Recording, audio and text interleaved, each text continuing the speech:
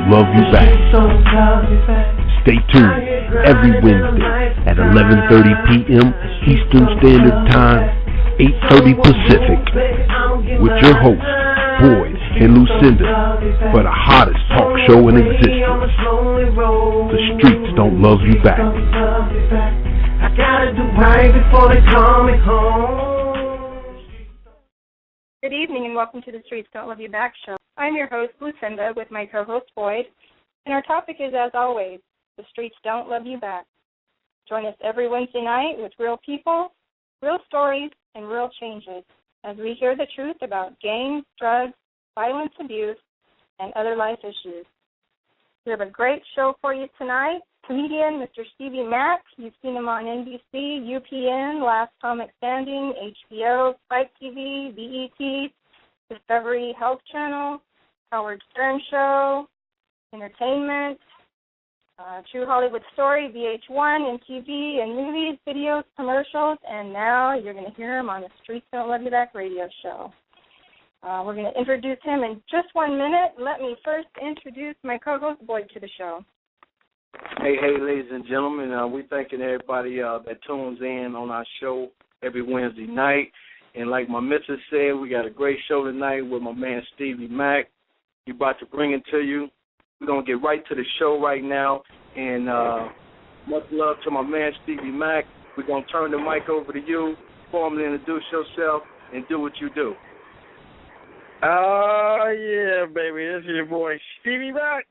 I'm live here in Inglewood, California. Tonight I am in a hot tub. Yes.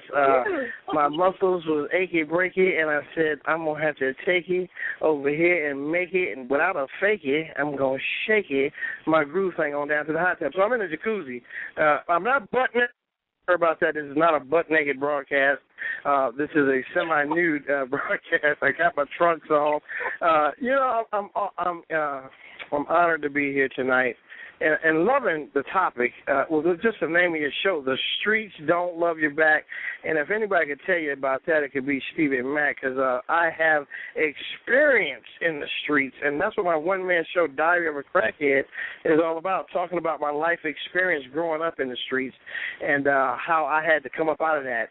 And now helping to save other lives, man, with this message of import too. Very important message.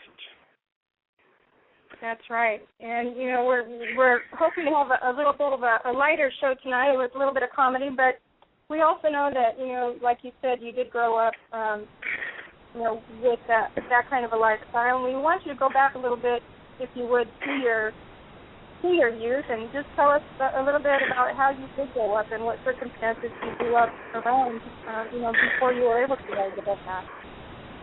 Oh, well, I grew up in a crazy family, and if you don't know who the crazy person is in your family, it's you. Everybody's got some crazy folk in their family, but nobody wants to admit who the crazy ones are. You know, all the crazy people always think it's somebody else. Anybody but them. Y'all crazy. No, you're the one. Yeah. And so my entire family was crazy. We used to watch TV shows like The Brady Bunch, and wonder why our family couldn't be like the Brady Bunch. We was more like the Crazy Bunch. Everybody had their own quirk. And the whole kicker to this thing is my mama had 6 kids by 6 different baby daddies, and I talk about that in my show. So a lot of people, dealing with that shame and low self-esteem issues growing up and all over the place. Mama moving a lot. Move in a spot, get evicted, move again, get evicted, and I didn't even know that that's what she was doing. I grew up thinking that an eviction notice came with the rental agreement. Come to find out, no, it don't. That's from people not paying their rent, and that was back before credit checks jumped off. They weren't checking up credit back then. You could move anywhere and stay anywhere, and then move somewhere else without any references. So, a lot of gangs, drug-infested environments, I grew up in South Central Pasadena, Pomona, Watts, Compton. You name it. In fact, we lived in Watts during the Watts riots. And I was in South Central, of course, during the 92 uprising. We call it the L.A. riots, back when Rodney King was beat by the LAPD, and they got off scot-free. Now, we got a lot of that going on. I heard you talk about this young man, George, who's locked up unjustly and fighting for his cause. That's important, that we support one another's causes, because if we don't, who will? If we don't help each other, who will? So I try to carry this message of experience, strength, and hope, but through comedy. Now, I got to tell you, I have producers and directors coming in on my one-man show now, and they're coaching me on how to take it off Broadway and perhaps even to Broadway and get a Tony Award with this show. But some elements have changed in the show in that I have to act out some of the more grungy, gritty, grimy details. Do you guys cuss on this show, or is this a Christian show? Or?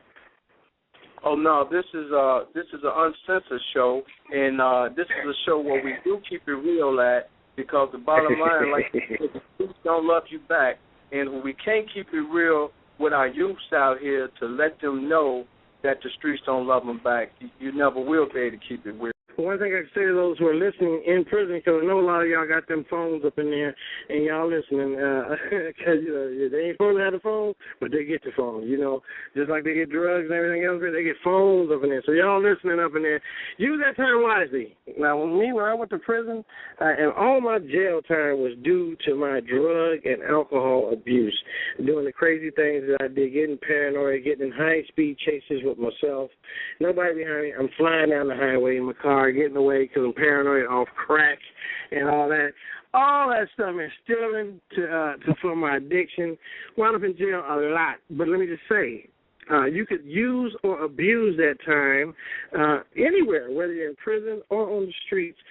Use that time wisely. Study to show thyself approved. And that way, when you do get out or get close to the end of time, because we all going to die at some point, you will have done something worthy with your time. I mean, let me tell you, man, in 1994, I was facing 25 to life over here in California, and that was for petty theft with a prior.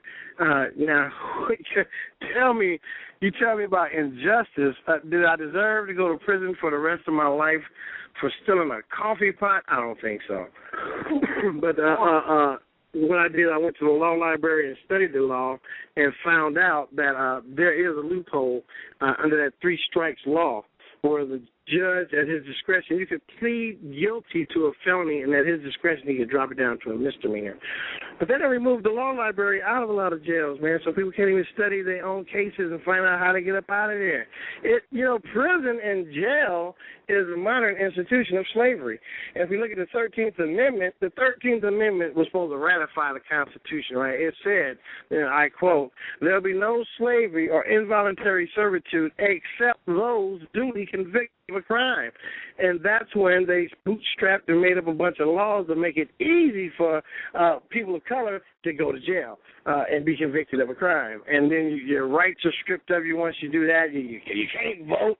You can't have a gun. Yeah, everybody can have a gun except you. That's what's happening right there. So, send us. Right, and we know that right now, I would say about at least 80% of the men and women that are incarcerated on drug charges are usually first or second nonviolent drug charges. So, it's definitely, prisons are now a moneymaker, and it is definitely on slavery. More and more prisons are private, and they're big moneymakers. Unfortunately. Oh, yeah. Prisons have become privatized. That's the prison industry is on the stock exchange. You can invest in prison industries. That's right. We need more people to stand up and fight for these laws and change the old laws that were made, 30 years ago. And, let's get all these people out so they can come home and take care of their children and their families. And everybody got to play their part. You got to figure out what's your part. What part do you play? What does God bless you with? What is your gift? What's your talent? Use that. Some people could sing. Some people could dance. Some people could do comedy. Some people could write. Some people could just go straight to law school and become a lawyer and work for the benefit and good of all. That's right. So tell us a little bit about how you got involved with drugs when you were young. Well, there's 3 kinds of family. And family, let me just say, family has the biggest influence on you. Drug addiction is hereditary and environmental. It's coupled. It's coupled. It's both. If you remember the movie Trading Places with Eddie Murphy, they had a $1 bet going there. Oh yeah, this black guy from the hood, we bring him into this industry, and I guarantee you that he don't change because it's hereditary. And I was like, no, it's environmental. You take him out of the environment, and he'll do a lot better. Well, I'm here to tell you it's both hereditary and environmental. My mom's drank, pops drank. Drugs and alcohol was fluent in the community and the home, so it was easily accessed growing up. So, and all my friends got high on something. And it was the same in every household, just about. I can't really remember anybody whose household nobody wasn't getting high in. Come to think of it. And so, one thing leads to it. You get some drugs from family members, or you get some drugs from friends, and you start experimenting, and that's what happened with me. Experimenting and liking the effect of it, because you grow up, like I was talking about earlier, with a low self-esteem and a low self-image. You want to medicate that with something, and drugs is the most easiest, readily available thing to medicate so that you don't feel the pain of your circumstances and situation. And it was escape. It's an escapism. And we learn in recovery programs that the drugs and the alcohol actually saved a lot of people's lives, because a lot of people would have went on and killed themselves as opposed to, taking the drugs and alcohol. So with the drugs and alcohol there, people was able to medicate and escape as opposed to committing suicide. We're starting to see it more now, but you didn't see a big high suicide rate in black communities. Maybe more so now because a lot of the the coexistence with other folk.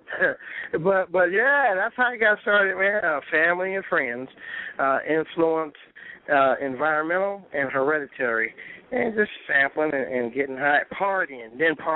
I was a party animal growing up.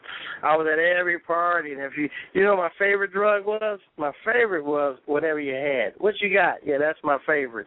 And started with weed and PCP. Oh, man, back in the day, phencyclidine, piperidine, and tetrahydrocannabinol. They called it wet daddies or butt naked because people would take off all their clothes. I didn't take off all my clothes, though, when I did it. I would get high with people who would take off all their clothes, and I'd put them out in my car and drive off and have a nice outfit for the week. That's one of the things that would happen with me. But in terms of escalating toward, you have to look at it. Since we're talking politics, the drug, every time, if you look at the revolution, every time the black man was coming up and trying to raise his fist and say black power and unite for a common cause and do anything right, here comes a bunch of influx of drugs into the community. And who was bringing them drugs in there? The government, the FBI, the CIA. And it's no secret now, especially because we know in the 60s, after the Black Power movement, a lot of heroin, for those who are proper, came into the community. And then the 70s followed up with cocaine, the influx of cocaine, and movies like Superfly, promoting and making it look like the thing to do. Ooh, yeah, everybody want to do cocaine because that's what hip, slick, cool people do. Pimps playing hustlers. And then the crack. Ain't no brother figured out how to rock up no cocaine. That was done in a laboratory somewhere. And the crack just devastated and poured through the community like nothing else, man. I mean, I think that was probably the worst thing ever, to hit the community like a bomb. And here's the backlash now is meth. Meth is doing to the white community what crack did to the black community. So you throw a stone. You can't throw a stone if you live in a glass house, right? So experimenting with the drugs over a period of time, I crossed a fine line, like everybody who get caught up do. You cross a fine line between partying and a problem. And when the partying turns into a problem is when you got to question yourself and go, hey, you know what? Maybe I don't need to be doing this no more. But at that point, it's too late. You can't stay stopped. You try to stop, but you can't stay stopped. And this is where recovery programs come in to play that are helping a lot of people get off of drugs and alcohol because they found out that they done crossed the fine line where they can't stay stopped. Because there is a scientific and medical difference between people who are addicted or addicts versus people who are just what we call recreational users, So people who wind up getting addicted to it, that's why I say it's hereditary and it's environmental. This hereditary part is the person who's addicted has a different physiological makeup that when they receive a drug into their body react different to that drug than a recreational user. You've probably seen people who can get high on a regular basis and still maintain a job and a family and all that. Rarely have we seen that. Very rarely. And then there's those people who get high until the job is lost, the family's lost, and they're still getting high all the way down to pushing a shopping cart and pushing up daisies. So, that's a little bit about that. Right. So what was your turning point, and what made you change your life? Desperation was the turning point. You know, you hit that bottom, and you get desperate to want to come up. It's like a drowning person in the water, flailing, screaming for help. And then somebody throw them that lifesaver. And I ain't talking about the candy. I'm talking about the round thing with the rope tied to it. They threw it to you. But some people, when they're drowning and you try to help save them from drowning, they'll drown your ass and take you under. You ever see that? They fighting you back because you're trying to help them. But my turning point was at a point in 1990 where I had been getting high to the point to where I was destitute, out of money, had lost my apartment and car, and was living in the streets. And I had to make a decision and say, you know what? Either I'm going to keep doing that or I'm going to come back out of this and be the person who I'm supposed to be. So I know I was talented all along, but also in part of that was self-discovery, where I discovered my comedic abilities is when I had first got sober back in 1990.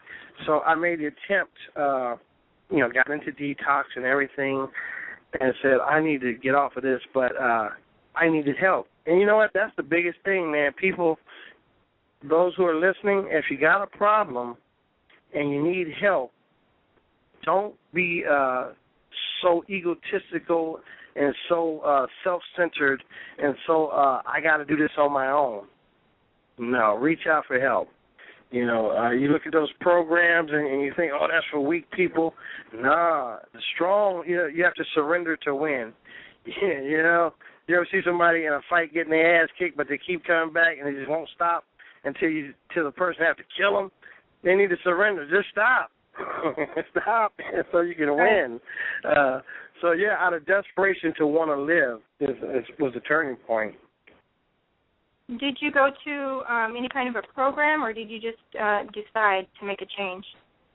No, I went to a detox program, a recovery program, long-term, 6-month program. First I went for 30 days, and then I started listening to what the people were saying in there, and then I decided to go for a longer term for 6 months. I stayed clean and sober for like 2 years, but I hadn't worked the whole process that they suggested I work, and I was still trying to do it my way, and nothing had really changed. I was still had that criminal mind, criminal element in me, and so you can't expect a spiritual experience and not do spiritual things. You can't do things that keep knocking down your self-esteem and expect to have self-esteem. I wasn't doing any esteemable acts. So eventually this idea that I can get high with impunity, which is the idea that bombards anybody that's addicted to anything, the idea that you could do it this time, but it's going to be different. This time you're going to do it in moderation. This time you're going to smoke crack like a gentleman. That idea comes, but it also comes as cunning, baffling, and powerful. It don't come like all the time, like, go do this hard drug. It may come subtly and say, hey, how about a beer during the Super Bowl or a glass of champagne on New Year's Eve? Or just smoke a joint. You didn't have a problem with that. But that's the way that disease sneaks back up on you. And we call it a disease because it is a disease. It's a disease of the mind, the body, and the spirit. A spiritual malady coupled with a physical craving. Like the person, say a normal person who takes a drink of liquor, right? Like my wife, for instance, she's a normal person. She could take a glass of wine and drink half of that glass, right? And she's done with it. Me? If I was drinking with her, I would look at my wine will be gone, and then I'll be looking at that half a glass she didn't finish. That's because I have a physical craving for the drug or the alcohol that kicks in when I put one in. You know, if I take a drink, I want more. If I take a hit of anything, I want more. And that's why it's cataloged as a disease. It is a disease. It's physiological, it's mental, and it's spiritual. Right. Yeah. Well, so after you did all that, what made you get into entertainment and become a comedian? Well, you know what? I always wanted to be in entertainment since I was a kid, since I was 10 years old. But I wanted to be a filmmaker when I was 10. And I made my first movie when I was 10 with a Kodak Brownie film camera, the kind you had to wind up when I was 10. And then I was an extra in a movie when I was 10. I used to walk from South Central L.A. to Hollywood, and that's a 10-mile round trip. 10 miles, it's actually 20 miles round trip, 10 up and 10 back. I would walk that distance to go to Hollywood to see, you know what I mean, just to see what was going on, and can I break into show business some kind of way? What does it take? What do I have to do? Who's doing it? Where's the studios? You know, I wandered onto a studio stage one time and talked to a director. I wound up on movie sets where they were filming TV shows locally in L.A. and talking to the actors and stuff. How do you get involved in this stuff? But, you know, living in the environment and being influenced by the environment, you get distracted along the way. So off and on, wanted to be in entertainment. And then eventually at 12, I got involved with the Young Saints Academy. Now, the Young Saints Academy was so cool, and we need more stuff like that. It's a program, I don't even think they're around today, but it was a program designed to teach singing, acting, and choreography to youth and adults, right? And we would go around during Christmas time doing these big shows. I'm talking plays and singing these big Christmas carol ballads on stage and stuff. I love that, but I also feared it because I used to hide out on stage behind all the other actors. And I was kind of embarrassed to be on stage, a little shy like that, you know. Did that for a while, but drifting back into the community and hanging out with thugs and doing all that stuff, eventually going to juvenile halls and camps. And even when I was going to juvenile halls and camps, I started writing at an early age. And I got to tell you, the first time I ever wrote anything was some poems, and I copied them out of a Mad magazine. Do you remember Mad magazine? Yes, long time ago. I plagiarized Mad magazine and posted them up at the school in the juvenile hall like I wrote them, and people was like patting me on the back. That was good stuff, man. That was funny, and I liked the way that felt, you know, that people were bragging about what I did. But eventually, I started writing essays and got really good at that, and I wrote some books which never got published. They got lost in the mix somewhere. But fast forward to 1990 when I got into detox. It's when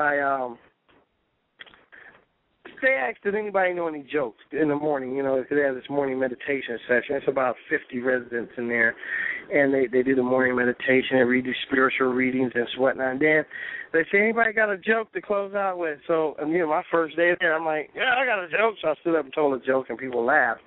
I was like, wow, I like that. And prior to that, you know, growing up, I used to watch Evening at the Improv. This was the Improv Comedy Club, where I'm doing my show, ironically, now. My one-man show is at the Improv. But I used to watch Evening at the Improv on TV. It came on like Channel 11, late night or something. And these comedians would be on there. And there was another show called The Midnight Special with Wolfman Jack. And they would also have a comedian. And I would listen to Cheech and Chong albums and Richard Pryor and watch the Flip Wilson show. I love comedy, you know, and my grandmother was funny as hell. My mother was funny. We had a laughing family. Even though we did drugs and got drunk and all that stuff, we laughed a lot. Very a happy, laughing family, you know. And I got to tell you, I went to the Improv one night to see the comedy live, and I saw a comic bomb on stage, right? Because, see, on TV, you don't see this part. This is the real club. And I saw the guy, he wasn't doing so well. And I was like, because I'd never experienced that. So I started getting uncomfortable in my seat. You know, I was uncomfortable for him. I'm like, ooh, wait, oh, they're not laughing. Oh. So that didn't feel good. I guess they kind of probably planted a little seed of fear in me. You know, like, have you ever think about doing this? Yeah, I'm going to get this, buddy. But fast forward to 1984, Michael Collier. I don't know if you know Michael, but Michael Collier is a very funny man. Was doing his show out on Venice Beach. And HBO came down and did his special from Venice Beach and everything. Michael Collier had asked me to come work with him because I used to work on Venice Beach on the boardwalk. And I started working with him on his show, Wrangling the Money and all this stuff. And then he included me in a couple of acts, and that was fun and funny. But I admired that, and I saw, wow, this is how it's done, huh? I mean, he did this raw on the beach, hecklers, the whole, as raw as you can get. You know, you got hecklers, people, drunks, everybody coming up because this is a street performance. But he rang them in, and so fast forward to 1990 when I got sober and they said, did anybody got a joke? So I started telling jokes every morning at this recovery facility, right? And then when I ran out of jokes, I started writing skits, and I would include other people in it, right? And we started acting out. And then we started recording skits on cassette tape, and we would play them. And people were loving this stuff, man. They were laughing. And then I did a show. I did a big show. It was they were wanting to do a production around Christmas time. So I produced a 4-part show, which included a fashion show, a very unique fashion show, mind you. It was a before and after fashion show. Show the people before recovery, how tore up they were. And by the time the last person came through, all the first people that had went through had gotten all dressed up, cleaned up, and now they're coming back through. So it was so inspirational, you know. So we had the before and after fashion show. We had music, people singing spiritual songs and uplifting, poetry, and then comedy. And the comedy portion, I had wrote these skits and plays. Well, skits, more so skits. Very funny stuff, like you saw in Living Color, right? And I would do a little bit of stand-up. And then we started doing this show all over the place. It was called Brothers Against Drinking and Drugs. Bad Productions, BADD, right? And we were getting requested all over the place, man. And then people started telling me, you know what, you should do some comedy in the comedy clubs. And I flashed back to that night at the Improv when that guy bombed on stage. Like, I don't know about that. But then on September 21st, 1991, I decided I was going to go and do it at the Comedy Store in Hollywood. And I called Michael Collier, and I asked him, hey, man, I'm going to go on stage and do 3 minutes. You got any pointers? He said, just be yourself. Dude, just do your thing. All you can do is laugh. They're going to laugh or they're not going to laugh. So I went on stage, and I did 3 minutes at the Comedy Store. It was dark. I couldn't see the audience. The lights were in my eyes. But what I heard was laughter after every punchline. And I mean, big belly laughs, right? And I was just surprised because here at the other shows, a lot of those people knew me. But when you're performing in front of a room full of complete strangers, none of them know you, but they're all laughing. That's a powerful thing, you know, to be able to move a crowd like that. And so I fell in love with it then. And I said I was going to be one of the best at this. I made a pact with myself, right? Oh, man. So, but then I went on. Eventually I started getting paid to do it and getting flown around to do it. And I got a job teaching theater and this and that. And I went to film school. And for years I worked behind the scenes, producing and directing for a lot of celebrities and commercials and different stuff like that. And you know, in and out of the drugs and all that stuff, but not so much so because, you know, once you get a little recovery in your belt, it's hard to get high comfortably. So in the last 20 years, 17 of that 20 years I've been sober. So that just goes to show how little time I spent out there getting loaded and more time in sobriety. So you fast forward to 2006, July 10th, 2006, when I got back involved in recovery. And I made a decision then that I wouldn't work behind the scenes anymore on productions like I used to. I was going to put myself in front of the camera and promote me because working with a lot of celebrities and comedians, I saw that I was more talented and funnier than a lot of those people, you know, and they were getting all the breaks, and I was going like, what in the hell? So I said, I'm going to get my ass in front of this camera, man, and start focusing on one thing, and that's me. So, I got a brand that I'm pushing, and that brand is Stevie Mack. Whether it's acting, stand-up, radio, everything is a calling card for that brand, and that brand is Stevie Mack. So, pushing Stevie Mack out there to become a household name is the most important thing for me right now in terms of the more they know you, the more they want to pay you, and the more they think about you and including you in projects. Now, a lot of people do it for different reasons. I love what Kanye West said. Having money is not everything, but not having it is.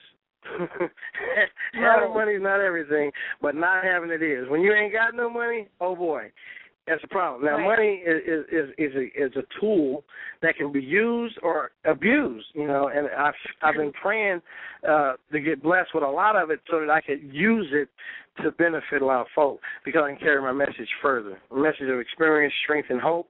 Using comedy as a tool and not a weapon is my motto. So, you see me in the clubs. I tell people I could go squeaky clean or strip club nasty, even whole house filthy. It depends on the venue, and how much they're paying. So, because you can't go to the club where everybody been cussing up a storm and try to do squeaky clean comedy, because it's like giving somebody who's eating steak tofu. They're like, hey, I don't want this damn tofu. Give me some meat. So, I hope I said enough. Definitely. We want all the listeners to know that Stevie writes, he produces and directs TV shows, he acts in movies, has music videos and commercials. He hosts his own radio show 4 days a week, and he performs stand-up comedy all over the planet. And we're going to talk more in just a minute, a little bit more about the different shows that he is doing at this time. All right. Right now, Mac, we know we only got you for another 15, 16 minutes.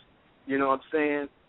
We're going to break to one commercial, and we'll be right back with my man Steve Mack. All right. My sister didn't do meth, and I got her into using it. And I don't know, I just kind of brought her down, and now my sister's pregnant, and she can't quit smoking, and it's really, really bad. She's like 7-8 months pregnant, and she's really tiny still.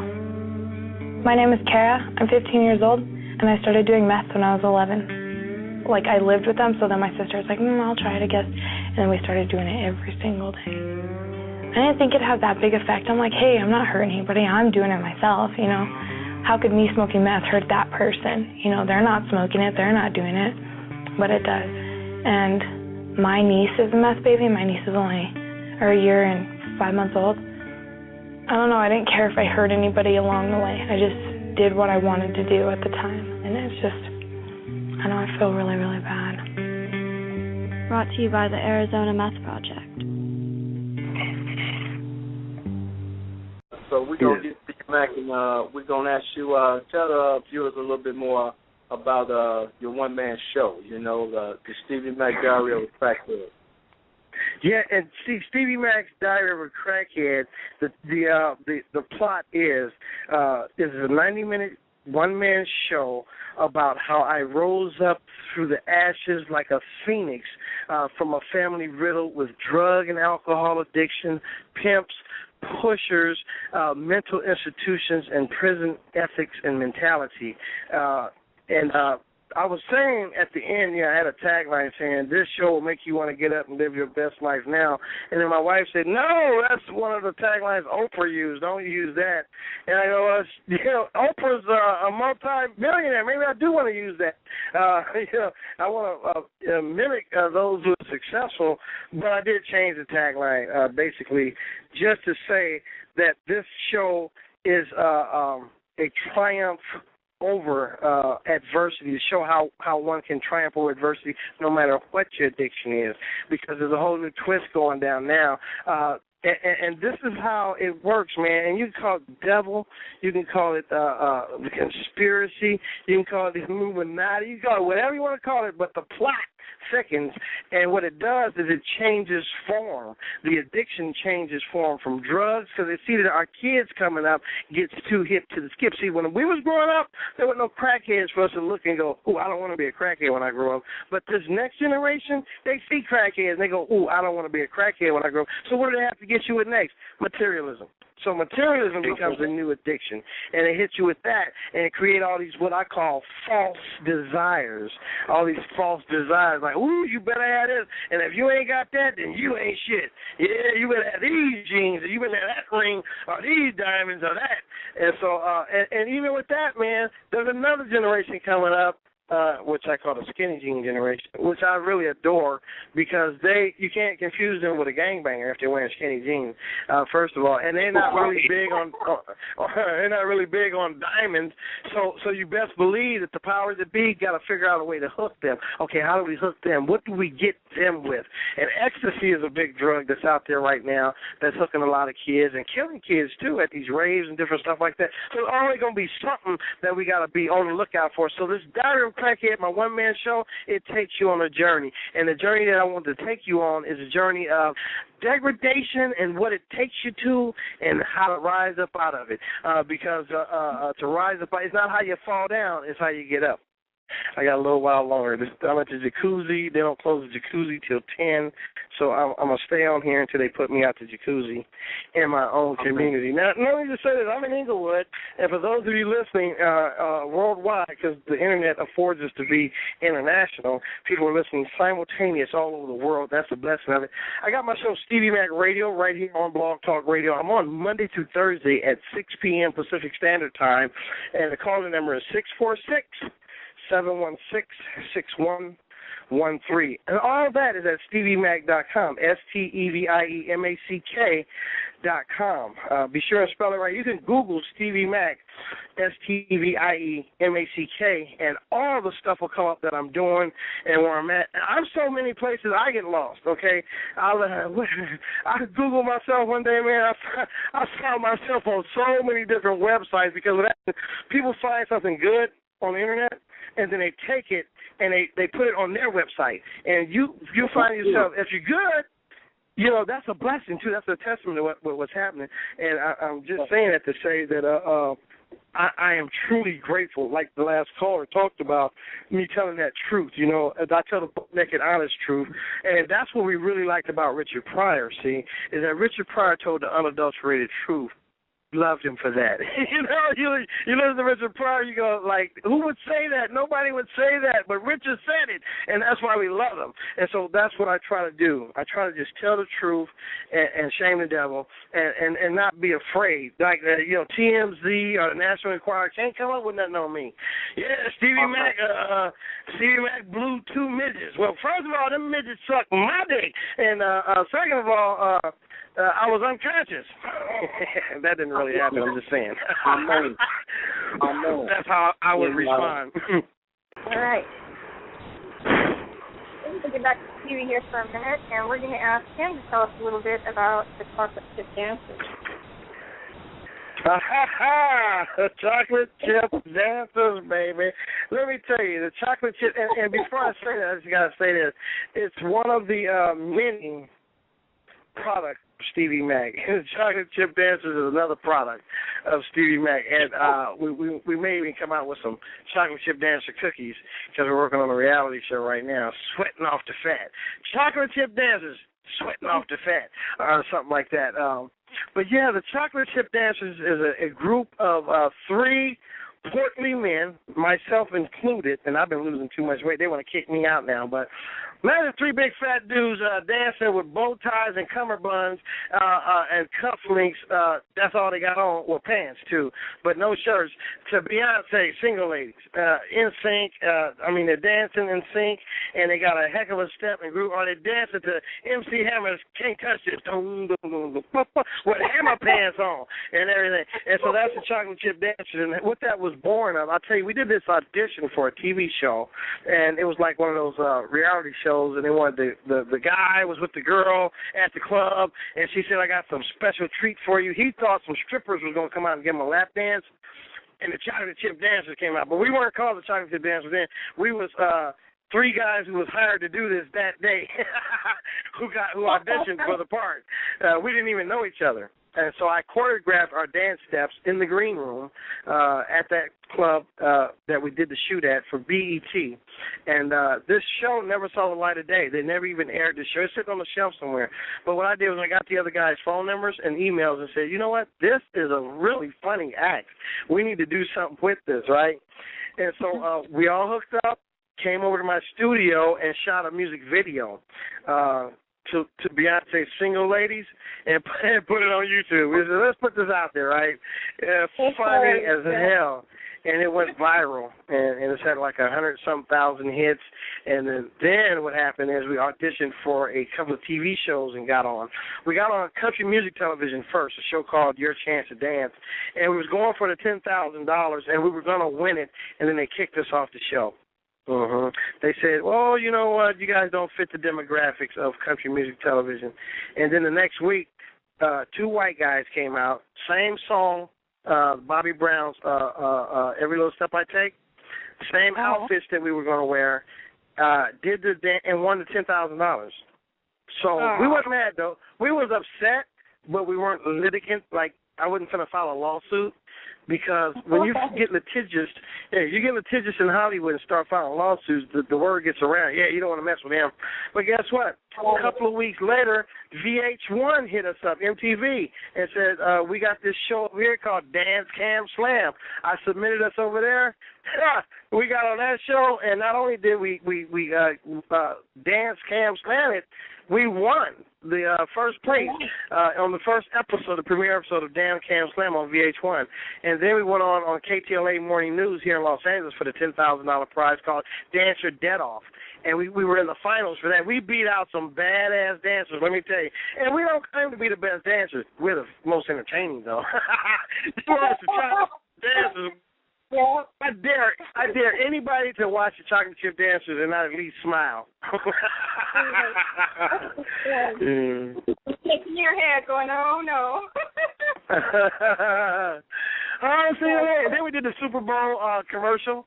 Yeah, right for the Super Bowl commercial. We did a lot of stuff, man, and now we got some stuff in the pipe, a couple of pilots. I can't talk too much about them because it's real hush-hush, you know, Hollywood. But, yeah, we got some other stuff in the works. Chocolate Chip Dancers, baby. So tell us a little bit about your radio show and what you do there. Well, Stevie Mack Radio covers a multiplicity of topics. I got the Thursday Night Rant, and on the Thursday Night Rant, you hear Montel Jackson, Big Mike, and the Reverend Al. These are three different distinct characters who come on the show from Stevie Mack TV to talk about what's happening in current events, pop culture, and political fodder. So then regular days, Monday through Wednesday, I may interview a comedian, I may interview a celebrity or an author. I'm going to interview his sister about Grand Slam Records. So we interview folks on our show about what they're doing with their career and what they want people to know about. And every now and then I do what's called Top News Funnies, and I do also Today's Insanity. And just the past show the other day, Monday I did Tuesday I did yesterday TV and movie reviews. I do that every now and then too, where I cover the movies and television shows, where I talk about what's on them, who's in them, and how hot they are, and what I got out of them. Stevie Mack Radio is a ball of fun, a ball of fun. Right, definitely. And how long have you been doing that? A little over 2 years. I've just celebrated 479 shows today. Did my 479th show today. Been doing a little over 2 years. Awesome. Sounds good. So what, I heard that you do something called goal charting. What is that? Let me tell you, goal charting, for instance, if you want to get somewhere, you have to have a map in order to get there, right? So goal charting is a way to create a map for a particular goal that you have. Now, I got to tell you, it's 100% accurate goal charts because it's foolproof. I mean, you have to identify what you want, where you're at, and what it's going to take to get there. And there's the way that I do it, the bottom part, the middle part, and the top part is climbing the ladder with this goal chart. I first did it with a printer. like this printer that I wanted back in the 90s, and I got that printer the very next day. I anticipated not getting it for about a month. I did it with a house that I wanted to buy. You got to list specifically what you want, what color, what size, what kind of location. Everything has to be there, and then all the steps that it takes to get to there, right, from where you're at. And then you have to make a physical commitment to it. If you ain't got but $5 in your pocket, you have to pull that out and put it towards your goal and then mark that on the chart. This goal charting, I used to do it every Wednesday with a group of folks, but everybody got busy. But goal chart, I'll tell you what, I did a goal chart for Stevie Mack radio, right? And I said, okay, I want to take this radio to either satellite or terrestrial with a six-figure income and blah, blah, blah, blah, blah, blah. And I did a whole chart on it. And you know what I did? I tore the chart up. You know why? Because it would have came true. And the reason why I didn't want it to come true is because right now I'm having fun doing my radio show the way I do it. It's like I call the shots, I book the talent, and I can say whatever I want to say. But if I wind up on terrestrial radio or satellite under somebody else's auspices who's paying me, then I got to do what they say. I got to play what music they want. I got to book the guests they want, and I better like them. So, you know, it's like, why ruin the fun? You know, if you're having fun doing something, why turn that into a chore? So goal charts work. Definitely fun to be able to do what you want, and you know, with us, we can book whoever we want, talk about whatever we want, and we're the boss. So it's fun. Mm-hmm. Yeah. Well, I'm going to hand the mic back over to Rob for a minute. Okay. Yeah, Mr. Mack, I would just like you to tell our viewers tonight what positive suggestions will you give our youth of today and where they're headed now, you know? What positive message would you send out on the air today?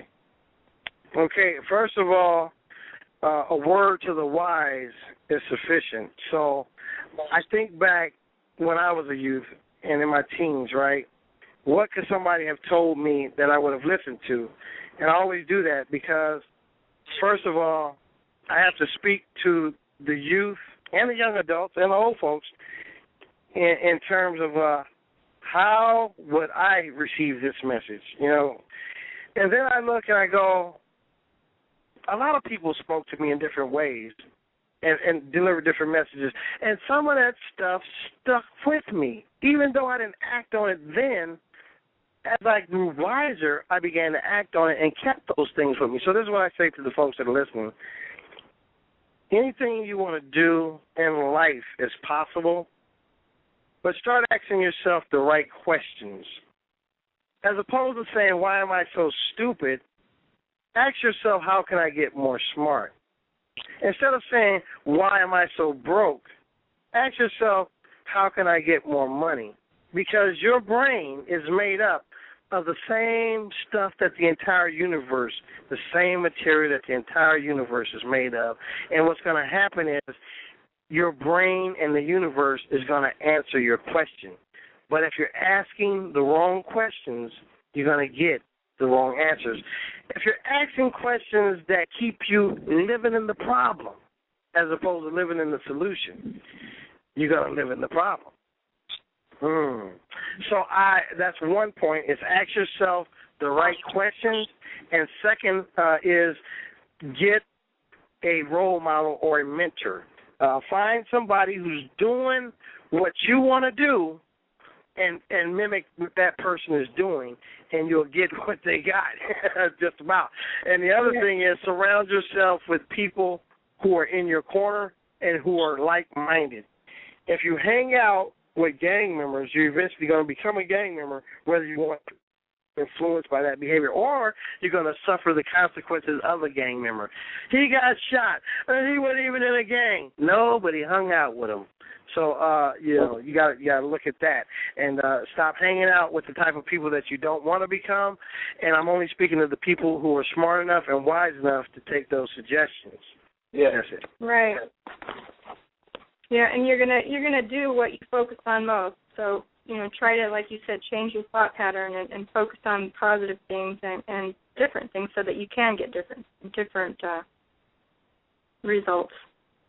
That's right.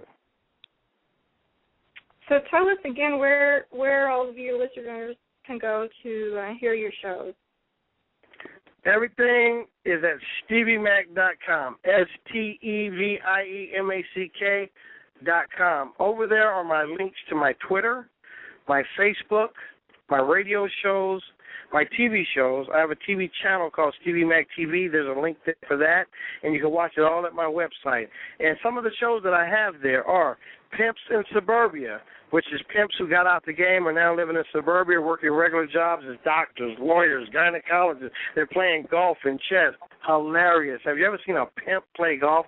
It's just off the chain hilarious.